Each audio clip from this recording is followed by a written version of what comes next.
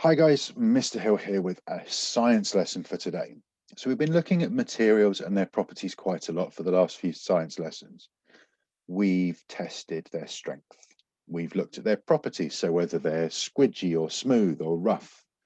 We've done lots of things with that. Today, we're going to investigate water resistance. Before we do that, we need to think about what we need to know. We need to know what water resistant means. You might already know, you might have an idea already. If not, don't worry, we'll answer that. We'll be able to explain what water resistant means by the end of today. We need to understand why we use different materials for different jobs. We've touched on this a little bit. We talked about building houses out of cloth and pipes out of cardboard. We need to investigate materials and find out how water resistant they are. So we're going to get to do another investigation today as well. So a recap. What materials can you spot? Pause the video, have a think for a minute or two, maybe write a list down of the things you can see, and we'll go through them in a minute. Pause now.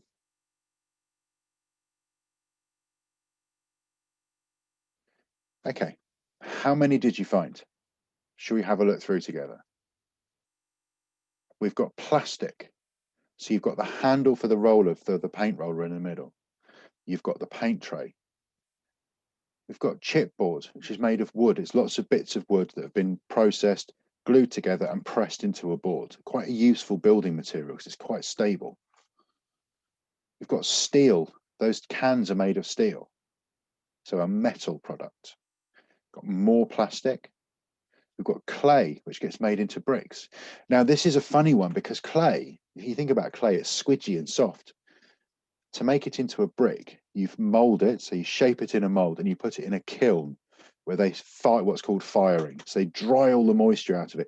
And it goes from being this really squidgy, squashy material to this really strong, really stable, really useful material. Got more wood here. So we've got examples of wood that could be used to build a house, and you've got wood that could be used on top of that to be able to build a floor.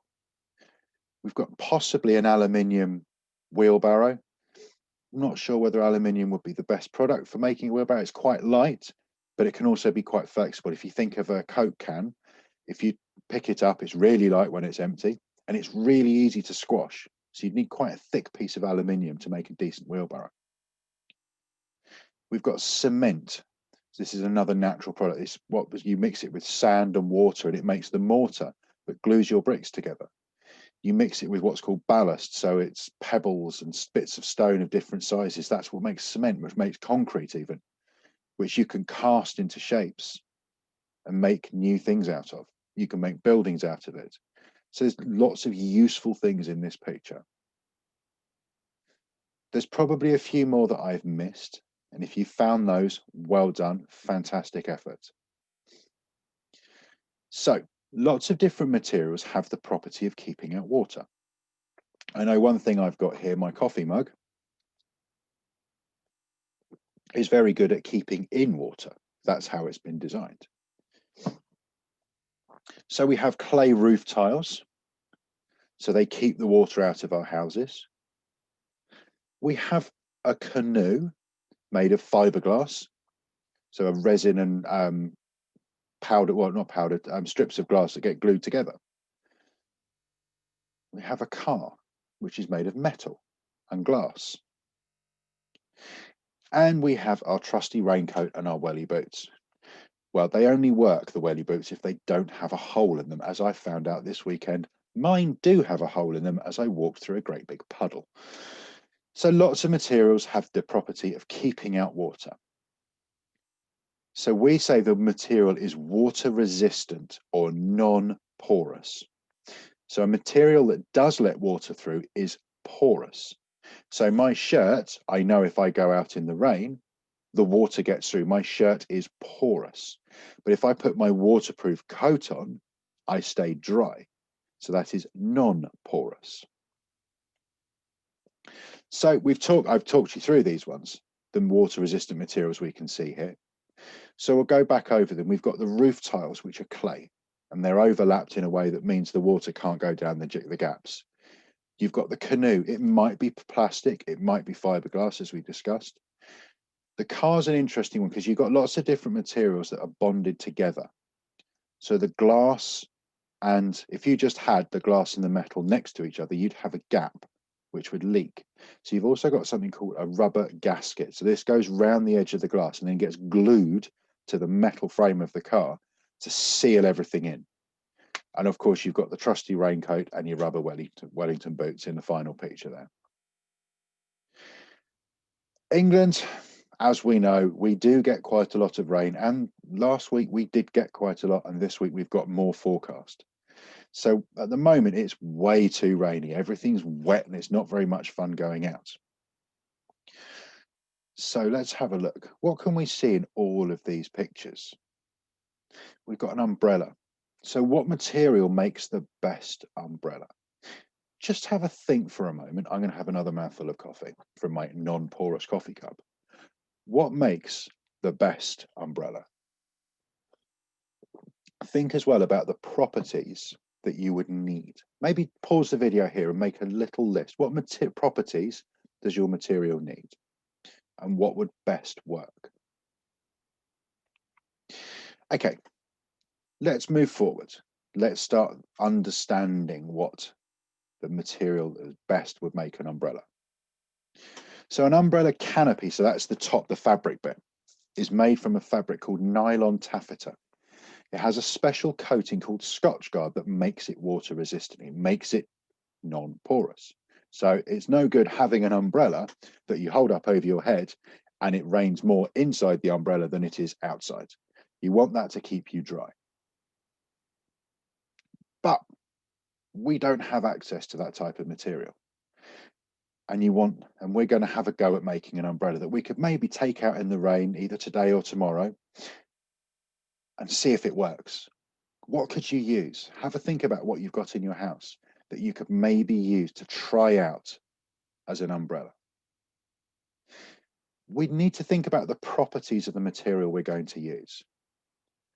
What could they be? Pause the video here, have a think, see what you can come up with. What do you need your material to be in order to be a good umbrella? How did you get on with your list? I'm sure the first thing you thought of, it needs to be waterproof or non-porous. So that's what I said, water resistant. Really important for an umbrella. As I said, you don't want it to rain more inside your umbrella than it is when you're outside. It needs to be flexible. So if you think about an umbrella shape, it's sort of dome shaped, isn't it? So it needs to be something that's flexible. And umbrellas don't stay the same shape all the time. You fold them up and you open them out. So you need something that's flexible enough to bend over the frame, but also to fold up so it can be stored easily.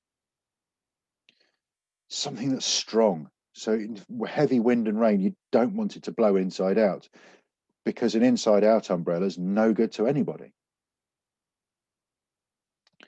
Transparent, possibly. Some umbrellas you can see through so that you can have them right down over your head and you can look out and you can see the rain running down. You can see where you're going and it helps keep you a bit drier. So your task for today, test some different materials around the house to find a possible material for an umbrella. And put this in red, ask permission and only use materials that can get wet. So it's no good borrowing your laptop and pouring water over it to see if that will work as an umbrella. It might work as an umbrella, but it won't work as a laptop for very much longer. So what you want to test, get your ideas together and then ask permission first before you put any water anywhere near it. Work over a sink, a bath or outside. My suggestion would be to maybe if you've got a shower over your bath, you could use that. And you could use maybe a toy, see how well they get on.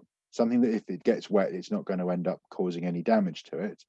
But you could maybe have, or even better, you could stand under it and see how well it works as an umbrella. Or go outside and do it in the garden. So if it's raining, put your wellies on, put your waterproof coat on, and go and test your umbrellas out in real life. That would be quite a cool experiment, and make sure you get some photographs of you doing that.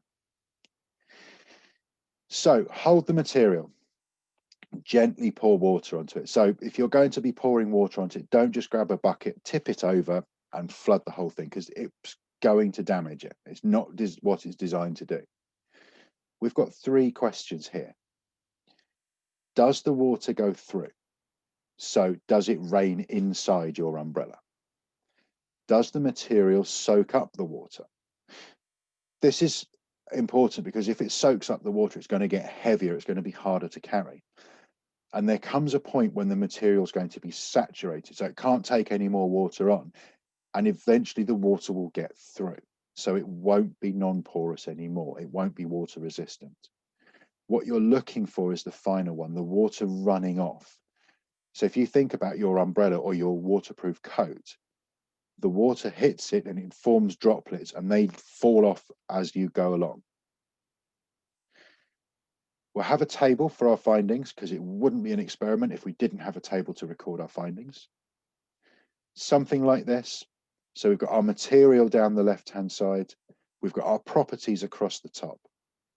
So we've got a water resistant. Is it water resistant? Is it flexible? Is it strong? Is it transparent? So you could have these, I've just chosen foil, newspaper, cloth, and food wrap or cling film. You might have it as in your house. Don't have to use these. They're just some suggestions. So have a good look around, see what you can find at home. So really simple. You're going to put your material in the far left-hand column, and then you're going to do your test. So either you go out in the rain or you gently pour water over the top. Or if you've got it in the bath, you use the shower and spray water over the top gently. Then you can tick off the properties that it has. So foil, water resistant and flexible. It's not transparent and it possibly wouldn't be strong enough. So if it went out in the wind, it would quite possibly rip. Newspaper. Again, not going to be water resistant. It is flexible, but it's not very strong and it's definitely not transparent. It would be no good having a transparent newspaper when you're trying to read what's been going on in the day. Cloth probably would be flexible, certainly would be strong enough, wouldn't necessarily be water resistant unless it was treated. So that's where the Scotchgard material comes in, the Scotchgard treatment that they put on the umbrella material comes in that we discussed earlier. You've got your cling film. So it is water resistant, it is flexible, and it is transparent. So you've got 3 out of the 4. Have a go, see what you can come up with, see what materials you can find, see how well your umbrella will work. And once you've completed your table, answer this question. So if I had to make an umbrella from materials at home, I would use, and what comes out best in your test? For what I've done, it'll be the food wrap, the cling film, because I've got 3 out of the 4 points there. You might find something that comes out with all 4 points and it's absolutely the perfect material. See how you get on, and remember, if you make a mess, you must clean it up. Don't expect your adult to come along behind you and clean up the water you've splashed all over the place. If you make the mess, you clean it up. If something gets destroyed, so if you were using paper and it all ends up in a big soggy, squashy, horrible mess, it goes in the bin and you keep everything tidy. Good luck. I'll look forward to seeing your work on tapestry, and I'll see you again for our next science lesson very soon. Take care, stay safe.